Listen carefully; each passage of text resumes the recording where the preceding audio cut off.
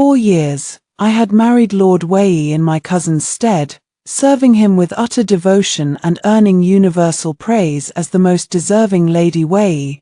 Everyone envied my good fortune, until Lord Wei ordered me to take poison and die all to marry my cousin.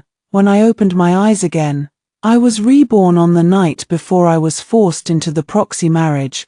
I banged on the door of my cousin Xie Lin, the man revered as an otherworldly immortal of the Xie clan, choking back tears as I said, "I don't want to marry him." He opened the door, still in his robe, gazing at my desperate self with a cold, calm voice. "Then don't." That one promise became my shield through every trial and tribulation that followed.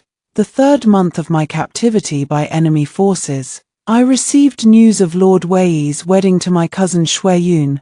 The marriage of Lord Wei Zun and Shuiyun of Jinling was known to all. In these chaotic times, alliances between noble clans through marriage were commonplace, that is, unless Lord Wei still had a wife, one who'd been captured by the enemy while evacuating civilians in his stead. The enemy commander had long made his demand clear: trade 3 cities for my release. Lord Wei remained silent, until today. He finally sent an envoy, bearing 2 things. First, a message to the commander, mocking him for trying to blackmail a lord with a mere woman. He would never cede 3 cities for me. Second, a package for me, a pouch of arsenic, meant for me to end my own life.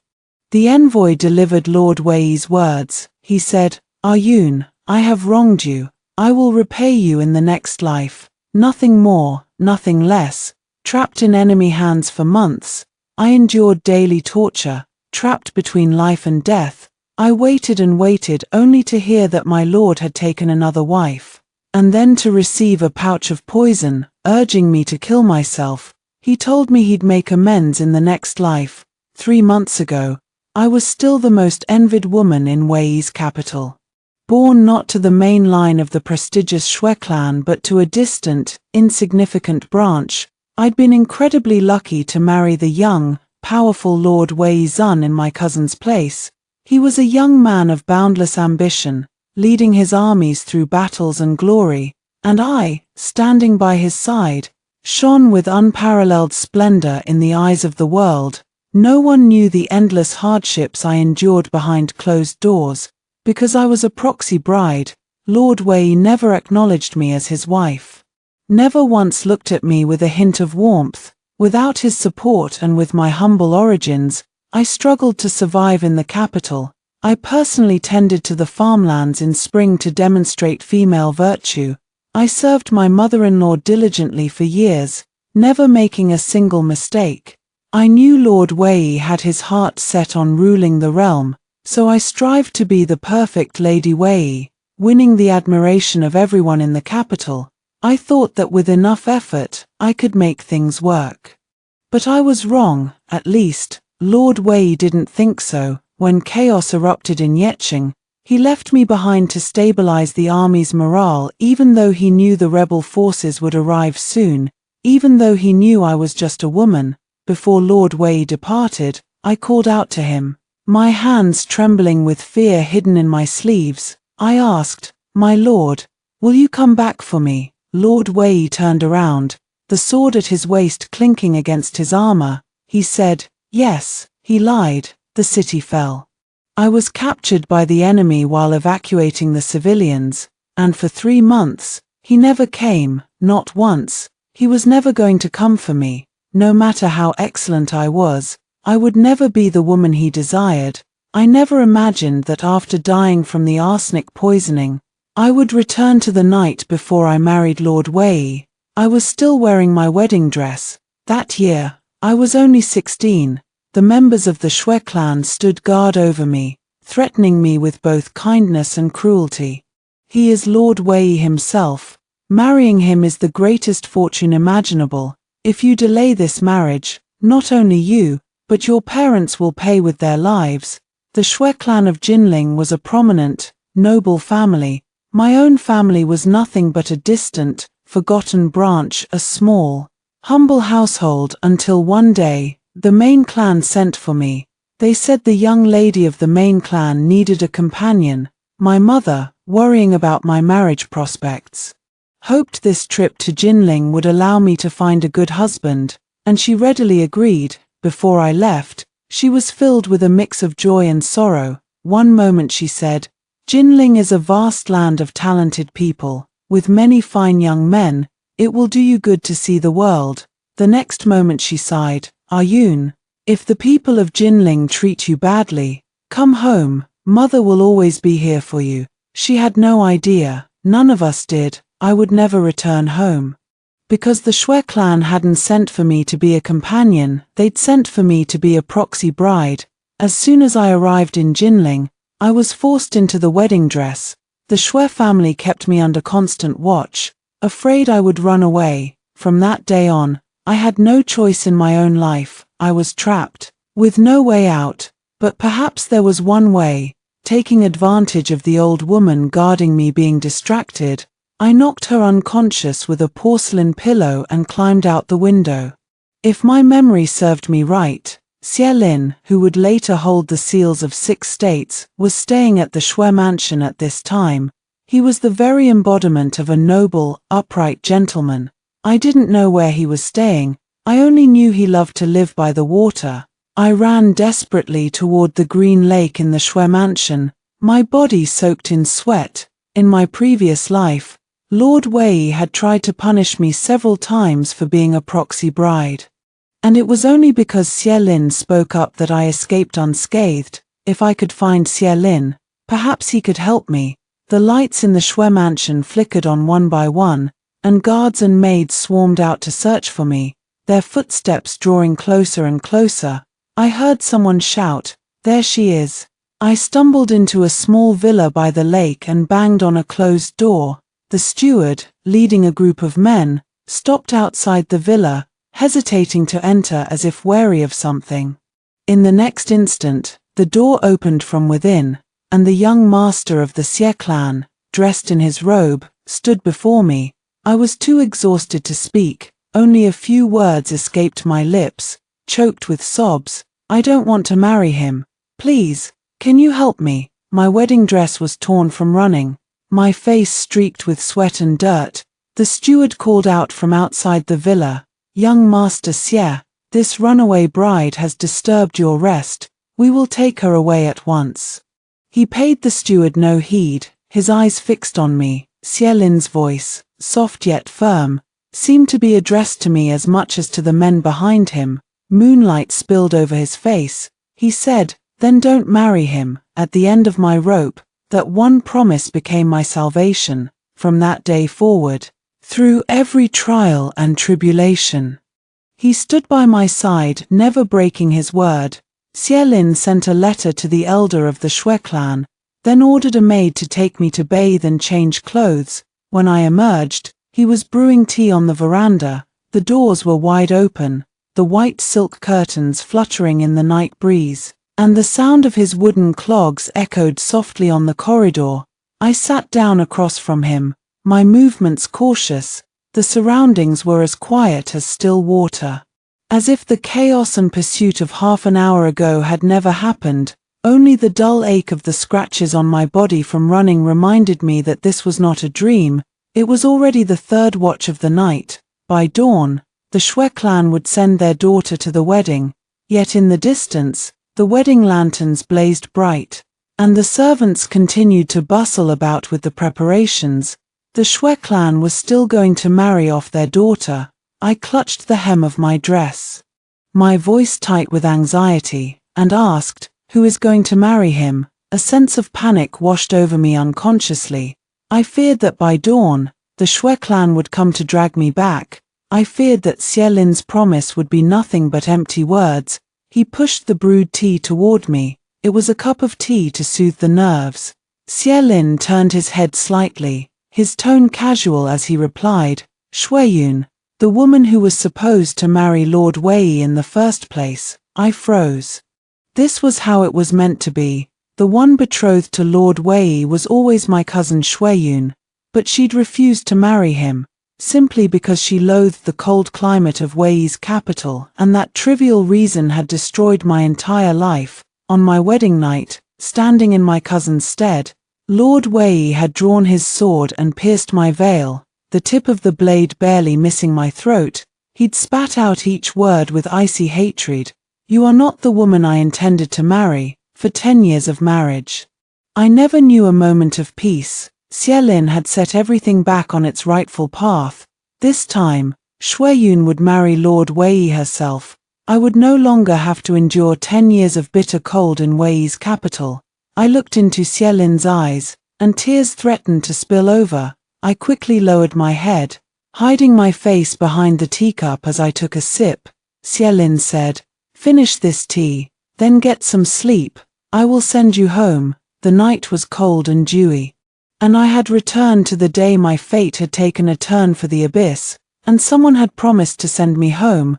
I changed into the clothes I'd worn when I left home, the ones my mother had sewn for me by hand. The fine silks and brocades of Jinling and Wei's capital had never suited me. Even as I boarded the carriage, I leaned out the window to ask Xielin, my eyes shining brightly, "Cousin, are we going back to Miaoxian County?" The Shui and Xie clans were distantly related, and if I strained to trace the connection, I had to call him cousin. Even the young servant accompanying us looked like he wanted to sigh.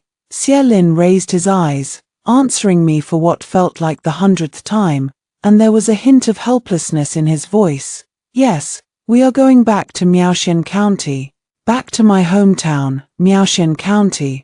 I was going home. I let the carriage curtain fall, my heart bursting with joy. In my previous life, I'd married Lord Wei in Shuiyun's place. Marrying far away from home, 1,000 miles away. I'd always told myself that one day I would return home, but I never did, not even when I died.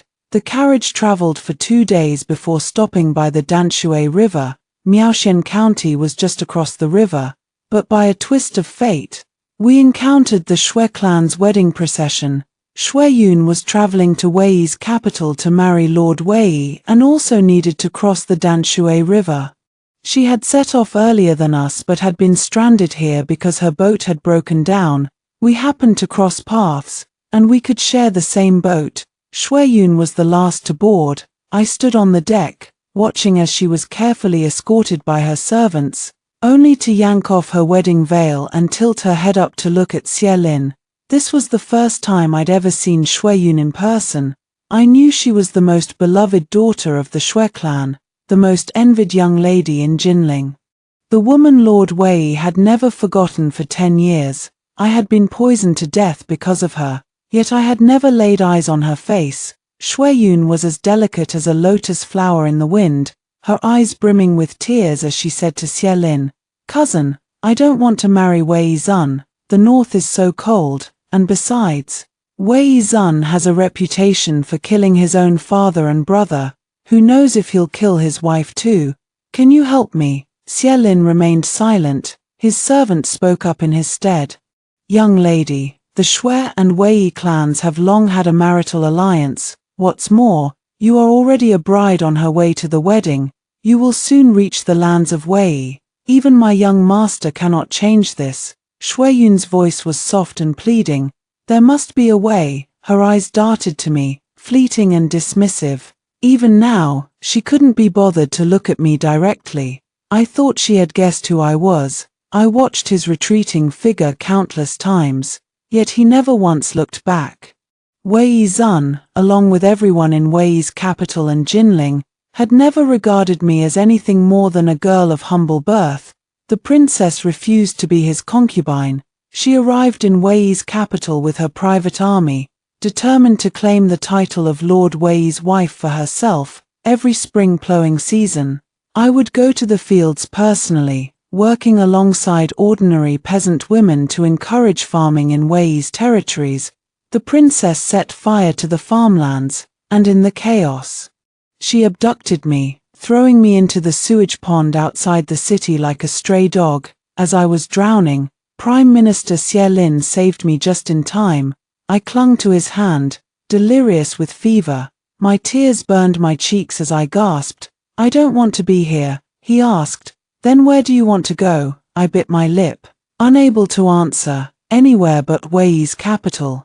But I couldn't leave. My parents were still in the Shui clan's grasp. I had been in Wei for 6 years, and Lord Wei would never let me go. Later, when Lord Wei heard the news and returned to the capital, he was furious, so furious that the entire court trembled. He assigned me a private army, and the princess died suddenly the next day. Lord Wei promised me that he would take no concubines for at least 3 years. The women of Wei envied me for this great honor. Only I knew the truth. Lord Wei had never cared for women, but one day, he would take wives and concubines of noble birth. My tragic end was inevitable. Never had I felt such sorrow as in that moment. My husband was a hero of the turbulent times, but he had never shown me the slightest hint of mercy. Prime Minister Xie, however, was implicated because of me. He had lived a pure and unblemished life, never taking a wife or concubine, clad always in white. He held the seals of 6 states in his hands. Rumors spread that he had stayed in Wei's capital only because he was in love with Lord Wei's wife. Wei Zun was enraged by these whispers and forbade me from ever seeing Xie Lin again, until we crossed paths on the palace road one day. I lifted the carriage curtain and apologized to him. These rumors are absurd, Lord Xie. Please do not take them to heart. He only asked me one question, he said, then where do you want to go? It was the same question he had asked me when he saved my life that day. If you don't want to be in Wei's capital, where do you want to be? Xie Lin raised his eyes, his gaze as bright and clear as the moon in the sky. He smiled faintly. What if the rumors are true? What if the reason he stayed in Wei's capital was not a rumor at all? Miaoxin County was clearly visible just ahead, yet I found myself unable to move forward. Wei Zun was coming for me, and if he truly wanted to find me, Miaoxin County would be easy to locate. The safest option was to stay by Xie Lin's side, but I couldn't bring myself to say it. Across 2 lifetimes, I owed Xie Lin far too much. He had led a smooth and successful life, and I, a weak and insignificant woman, had no idea when I would ever be able to repay his kindness. The river water rocked the boat, and the night lanterns swayed gently. I couldn't drag Xie Lin down any longer. I was ready to disembark and bid him farewell. Cousin Xie, thank you. I am powerless to repay your kindness today, but I will repay it with my life in the future. Xie Lin lowered his eyes, his gaze fixed on the flickering lantern light reflected in my eyes. He spoke suddenly. There is a way to repay me. I froze. Xie Lin said, I must travel to Wu Prefecture next. None of the people around me are as careful and knowledgeable as you are. Yun, will you accompany me on this journey a while longer? He had always been astute. He must have seen the fear in my eyes.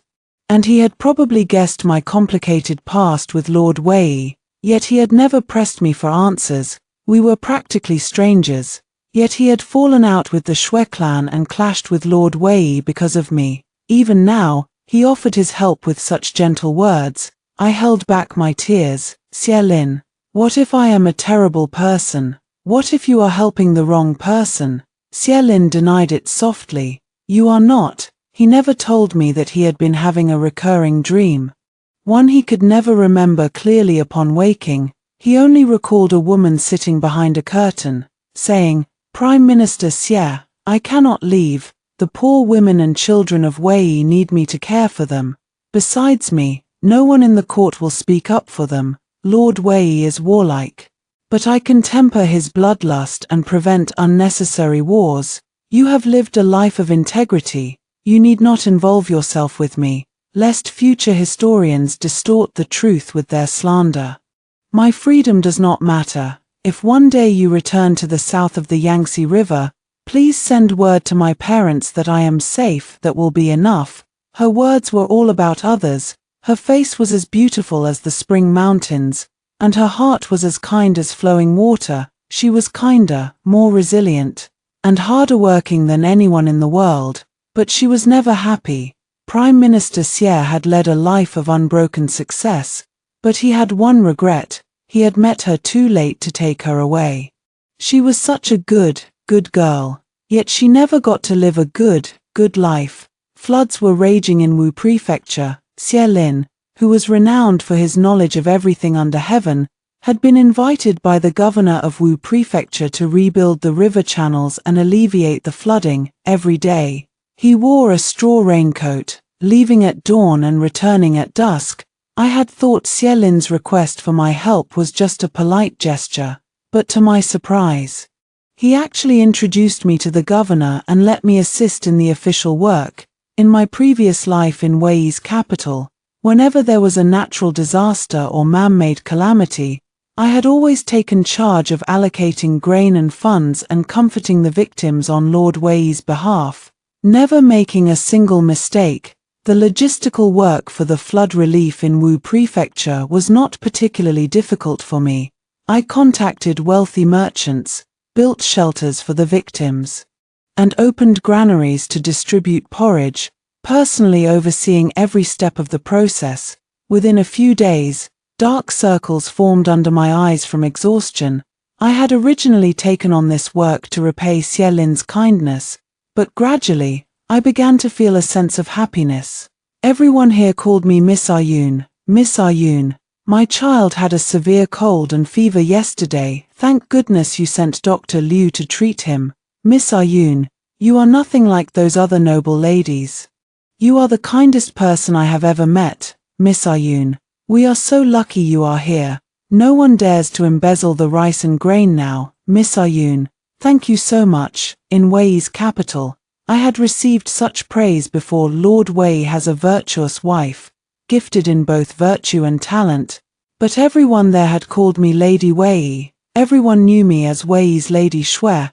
No one knew my real name was Ayun. Everything I had done had only served to strengthen Lord Wei's kingdom. The continuous rainy days dragged on. On my way to distribute porridge, I saved a child who was trapped on a floating log in the floodwaters. As a result, my clothes were covered in yellow mud, hidden beneath my straw raincoat. I couldn't handle the food anymore, so I had to hand over the porridge distribution to someone else. I leaned against a beam, overcome with tiredness, and fell asleep. I dreamed of the scene after my death in my previous life. 1,000 miles of Wei's territory was draped in white mourning clothes, and funeral music played for months on end. Everyone in the royal city wore looks of sorrow. The court historians shed tears as they wrote my biography as a queen. Lord Wei broke off all marriage alliances with powerful clans, declaring that he had only ever had one wife. The common people who had benefited from my kindness volunteered to build my mausoleum. Lord Wei killed his warhorse, which had accompanied him for many years, in front of my tomb, saying, 6 divine steeds shall guide her spirit to the afterlife. He carved my tombstone himself, working day and night without rest. On the day the tombstone was completed, he coughed up blood and fainted. The stone was inscribed with the story of my life, and my name. Only then did the world learn that Lord Wei's wife had a name of her own, Xueyun. My name was Xueyun. I woke up from the long dream at dawn the next day. Someone had carried me back to my residence and changed me into clean clothes. The rain had finally stopped, and only a few drops of water dripped from the eaves. I jumped up in a hurry, my long hair hanging loose. I overslept. The officials are waiting for me to work, but as I passed through the courtyard, someone called out to me. Xie Lin smiled softly. Official Ayun, can you spare a moment to have breakfast with a lazy man like me? He sighed. I haven't had a chance to talk to you in days. Clear sunlight streamed through the air, like morning dew. The river channels had been rebuilt, and the floodwaters had receded, leaving only some puddles on the roads. Fortunately, it had been nothing more than a natural disaster. No man-made tragedy had been added to it. The people of Wu Prefecture were overjoyed. Coincidentally, when the governor was sorting through the government treasury, he found a warehouse of fireworks that had not been soaked by the water. He announced that the fireworks would be set off that night for everyone to enjoy. Xie Lin and I had both been exhausted from our work, and this was the perfect chance to relax. The night market was bustling, and the people of Wu Prefecture were simple and honest, as Xielin and I walked together. Many vendors recognized us and insisted on pressing gifts into my arms. Within a few steps, my arms were full. Xielin watched me fumbling with the gifts, a smile in his eyes, until a young man called out to me shyly from behind, "Miss Ayun." I turned around and recognized him as the young official who had helped me run the porridge shed these past few days. He gathered his courage and said, "You've come to watch the fireworks too. I know a great spot to view them, would you?" He never got to finish his sentence. Xielin cut him off with a simple gesture. Xielin reached out and gently held my wrist through the sleeve of my robe. "There is water on the ground. Be careful." When I looked up again, I saw the look of disappointment on the young official's face. The sky over Wu Prefecture was perfect for watching fireworks. I hadn't laughed this happily in a long time. After the fireworks display, I stood where I was, waiting for Xielin to come back with the sugar figurines he had gone to buy for me. Porters carried lanterns, and visitors wandered by. The shadows flickered and danced around us. I turned around accidentally, and there he stood, a man in black robes, under the lamplight. I had no idea how long he had been watching me. He had been waiting for me to turn around. In that one glance, the spring and autumn faded into insignificance. Wei Zun removed his mask. The great Lord Wei spoke softly, as if afraid he was dreaming. "Ayun, it is time to go home." At 16, Shuiyun had not yet been subjected to his coldness, had not yet been scorned by the nobles of Wei's capital, had not yet lost her first child while helping him with flood relief efforts. So this was how she had smiled back then, dressed in plain cloth and simple hairpins, yet her smile was bright and radiant. A bitter taste filled Wei Zun's throat. This was his Ayun. He did not stop to think why the proxy marriage had never happened in this life, why his path to marrying her had been so twisted and turned. As long as he had found her, that was enough. Wei Zun's voice was hoarse. "You may not recognize me. I am Wei Zun, from Wei's capital. I once had a marriage agreement with the Shui clan of Jinling. I have come here to settle that matter." He had so many things he wanted to say, yet he could only choose the most ordinary words. Lord Wei of Wei wanted to marry Shuiyun. Nothing more, nothing less. I shook my head. "I am not from the Shui clan of Jinling. I am from Miaoshan County, a humble family. You have found the wrong person. The one you are looking for is Shuiyun of Jinling." My eyes suddenly lit up, following my gaze. Lord Wei looked over. A young man in white robes, as elegant as an immortal, was walking toward us, holding 2 sugar figurines in his hands. I took a few quick steps forward and took hold of Xielin's sleeve, cold sweat breaking out on my back. I smiled and said, "Xielin, let's go home." Wei Zun stood rooted to the spot, his entire body turning cold. He had been ready to shower the woman he loved with all the honors in the world, to make her the most revered lady of the realm, to give her everything to atone for his past mistakes. But in that moment, he finally realized the one thing he had overlooked all along. If he could do it all over again, without the proxy marriage, without the coercion, would Ayun still choose to marry him? After seeing Wei Zun, cold sweat soaked through my clothes, yet I was far calmer than I had ever imagined I would be. After I went back, I fell asleep without the tossing and turning and fear I'd felt after meeting Lord Wei by the Danshui River. I slept soundly. Perhaps it was because I knew that within Wu Prefecture's walls, Wei Zun could not take me away. Everyone here treated me well. Besides, Xielin was with me. I woke up thirsty in the middle of the night and got up to drink some water. A night breeze ruffled the copper bells hanging from the eaves, and I pushed the door open. Moonlight filtered through the wooden corridor. I froze suddenly. Xielin was guarding my door. He was sitting there with one knee drawn up, his outer robe spread out beside him like a sheet of snow, his head bowed as he wrapped a white cloth around his wrist. A sword lay pressed to his side. No matter what stirrings might arise in the night, Xielin would be right here. My eyes stung with warmth. I walked over slowly and knelt down in front of him. "Why aren't you going back to sleep?" Xielin said. "The wind picked up tonight. I was afraid you'd be scared." Just a few simple words. Xielin had been bright and intelligent since childhood, yet for some reason, he'd felt this unease, an unease that could only be soothed by staying right here. He handed me a document. My eyes widened. It was an official notice from Jinling, seeking to appoint a female official to oversee sericulture, farming, and education in the Wu and Yu regions.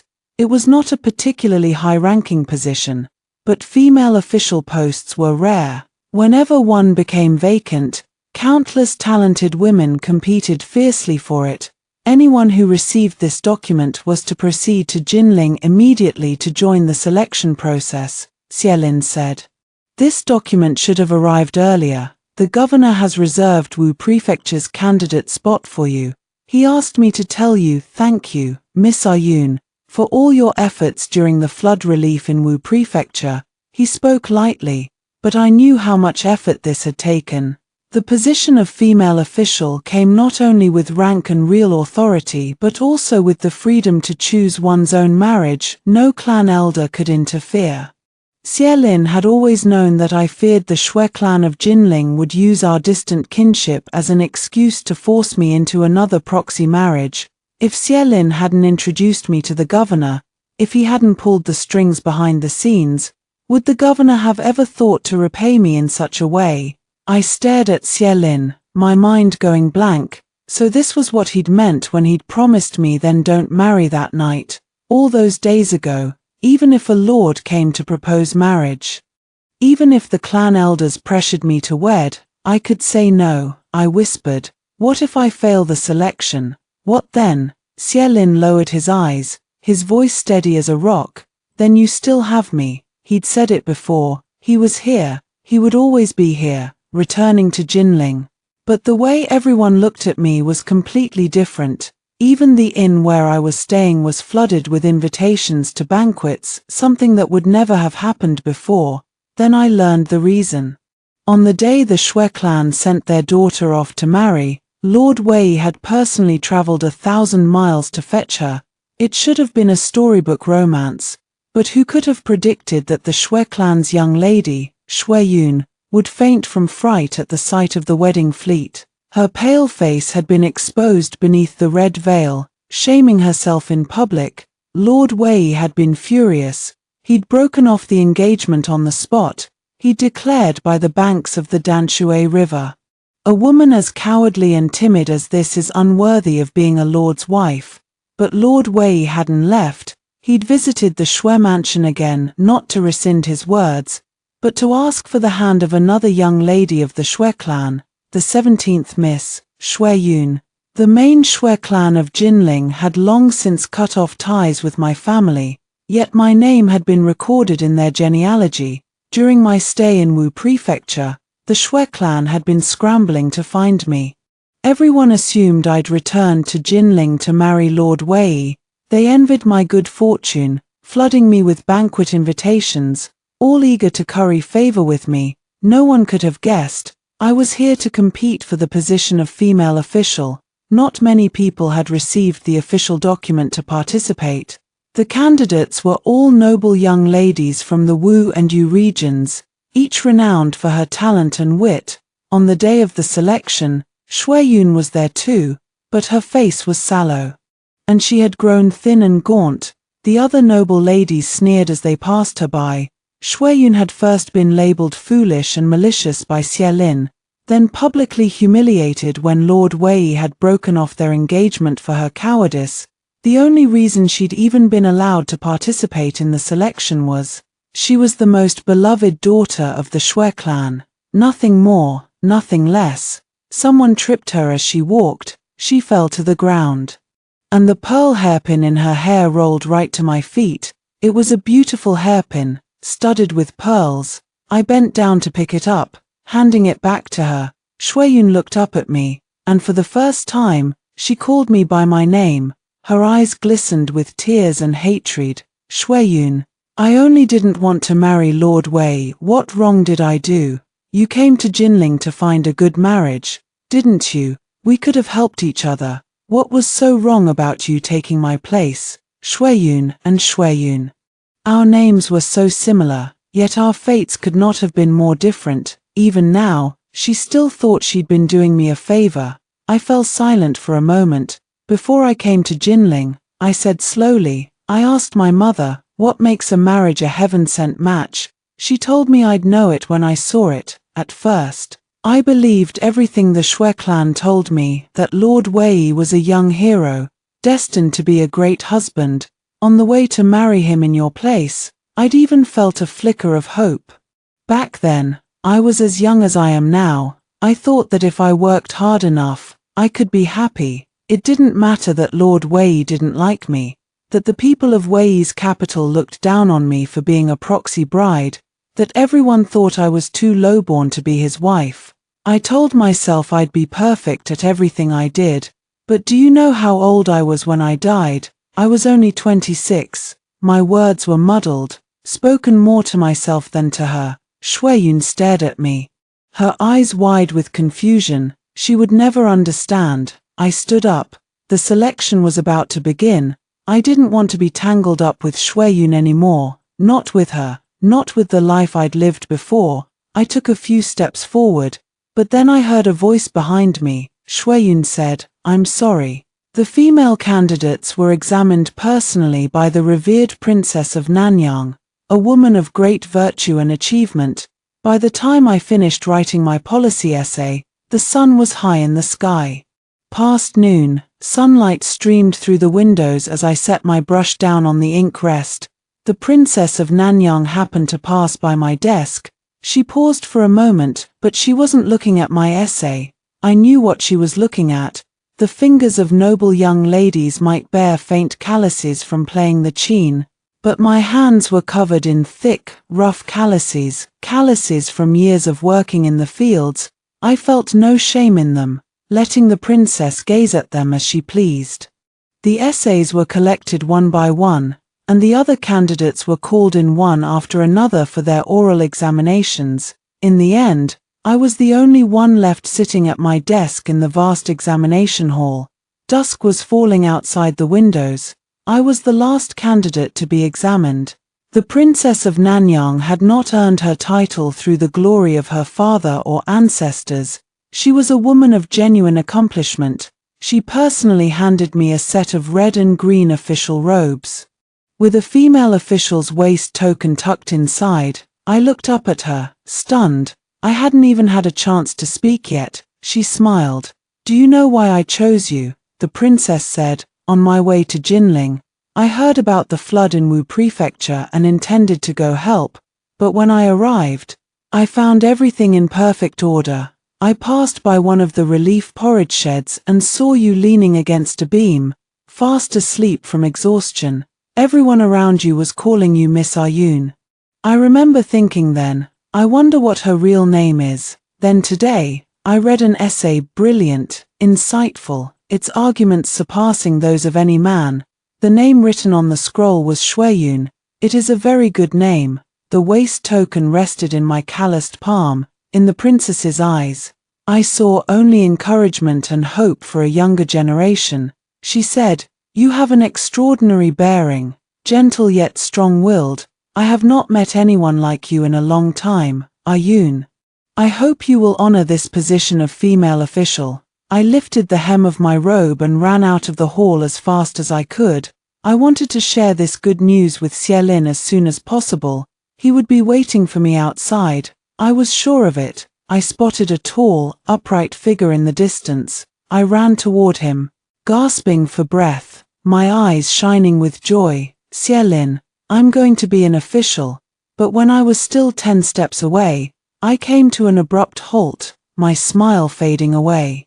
The figure turned around. It was not Xielin, the bearing of a dragon, the grace of a phoenix. Only Lord Wei could command such presence, but the white bandages peeking out from his right sleeve were stained crimson with blood, wrapped all the way to his wrist.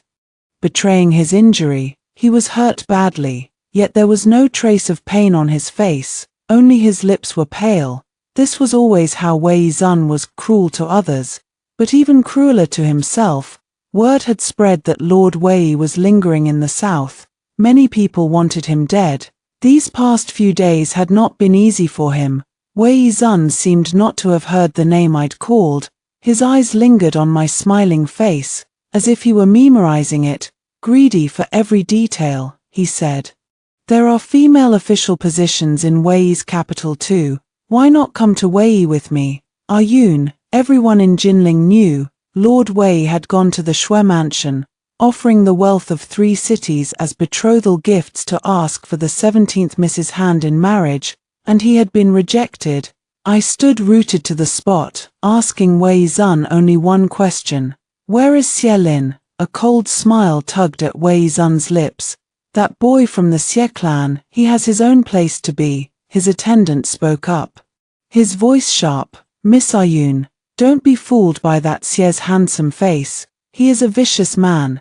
To Yecheng, I was one day too late. I failed to save you. That scoundrel Wang dared to use your life to blackmail me, demanding 3 cities for your release. Yun, I could not trade them. Every city he seized, he slaughtered the people. 3 entire cities of innocent lives. I was ordained by heaven to be their lord. I could not make that trade. I had no choice. Shui Yun, every word was spoken as if he were coughing up blood. He turned his head away, his entire body trembling, tears streaming down his face. He had prided himself on being a hero of the turbulent times, a man whose name would be written in the annals of history. Yet after her death, when Wei Zun looked back on his kingdom, he found that he had never failed the world, only the 17th miss of the Shui clan. I spoke softly, "Lord Wei, do you know how I died?" I did not wait for his answer, my voice calm except for a faint tremor at the very end. "That scoundrel Wang hated you with every fiber of his being, and by extension, he hated me. Your wife, he ordered me to be buried alive. I refused to take the arsenic you sent me back then. I clung to the hope that help would come until the very last moment, so I only hid a little of it under my nails. It was not until I was sealed inside the coffin, buried beneath the earth, choking on the darkness, overcome by unspeakable agony, that I finally took the poison you gave me. Compared to being buried alive, arsenic was a mercy. What a profound despair that was. I was just a woman who wanted nothing more than to live, yet in my final moments, I was forced to end my own life with my own hands. My voice was hoarse as I said, if not for the proxy marriage, I would have been just like I am now, a simple, happy young girl. I would never have had to endure all those sufferings. Lord Wei, it was not just you who did not want to marry me. Marrying you was never the path I chose. The beaded curtain fluttered open in the wind. I could see the dark red blood seeping from the corner of Lord Wei's lips. His heart was shattered. He said, "I wronged you, powerless to make amends, powerless to turn back time. Without him, Shui Yun would have lived a long, happy life. It was he who had destroyed it. Wei Zun, you are unforgivable." The night had grown very late. By the time I brewed the 3rd pot of soothing tea, a blaze had erupted on the horizon, painting the night sky red. I climbed to the top floor of the tower. From this vantage point, I could see the waters east of the city. An endless line of warships was engulfed in flames. They were the ships Lord Wei had brought with him. Lord Wei had made countless enemies. It was only a matter of time before disaster struck him in Jinling. I was not surprised. His life and death, his fortune and misfortune, they no longer had anything to do with me. But Xie Lin still had not returned. Then a voice called out, "Yun." I leaned against the railing and looked down, a smile spreading across my face as I curved my eyes.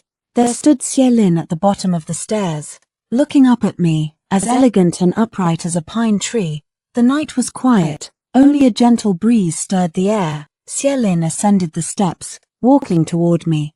The palace lantern at the corner cast a bright glow, softening his features. Only then did I see how disheveled he was. Unlike his usual neat self, his white robe was soaked with blood, oozing steadily, and even his hair bore the singed marks of fire. He knelt down in front of me, carefully pulling a small kitten from his arms. "I found her on the way here.